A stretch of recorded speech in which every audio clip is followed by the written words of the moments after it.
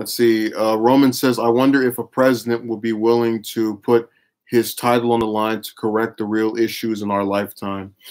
Oh, yeah. We'll see. Like I said, Roman, there are plenty of politicians I can think of that do courageous stuff that actually is bold, that goes unreported or doesn't get talked. Like I said before, one of my favorite congressmen in my lifetime was Walter Jones, because he was a member of the House who was not interested in running for president, was not interested in running for senator.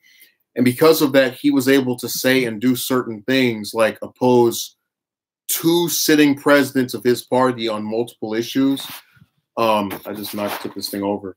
And, you know, not really fear reprisal, because he didn't have a problem with, you know, he wasn't trying to get elected to anything more than what he was already in.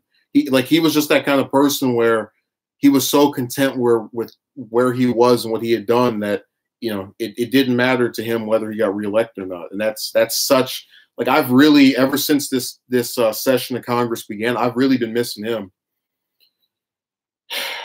We got a little bit of his kind of stuff with Massey, but it's still, again, that's still someone that wants to do something else. Same thing with Amash, where, you know, yeah, he left the GOP or whatever, but he still might want to run for president or senator. Or, you know, you get the point. That's something that Jones didn't have, and that's why I could take him a lot more seriously as a person who's like, I don't care.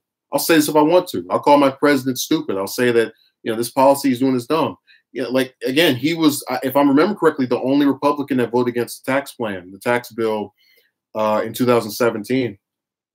You know, just stuff like that you don't get from the average politician. Let's see. I couldn't imagine the pressure Jones felt. I commend him. Well, that's why I give, like, people are losing their minds over Collins, for example, and they're all happy that she's got this challenger for a Senate seat. And I'm like, you know, she's one of only 7 Republicans that has consistently voted to get out of Yemen. She's voted to get out of that war like 6 or 7 times.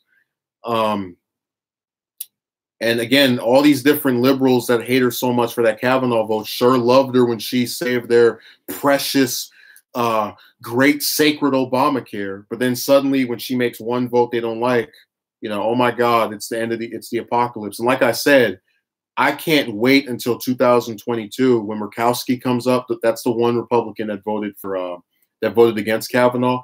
I cannot wait to see what they do to her. The Democrats. I guarantee you that the same ones who are crapping all over Collins for voting for Kavanaugh are going to not give 2 damns about Murkowski for voting against him, because that's how, like, this opposition works. Just like with the people that are mad that Warren didn't endorse Sanders in that last presidential election. Do you see them welcoming just again, and Ruben knows this, the only Democratic senator that endorsed Sanders for the presidency the first time around was Merkley from Oregon. I have not seen a single progressive that I follow on Twitter, that I've watched on YouTube, other than Tom Hartman.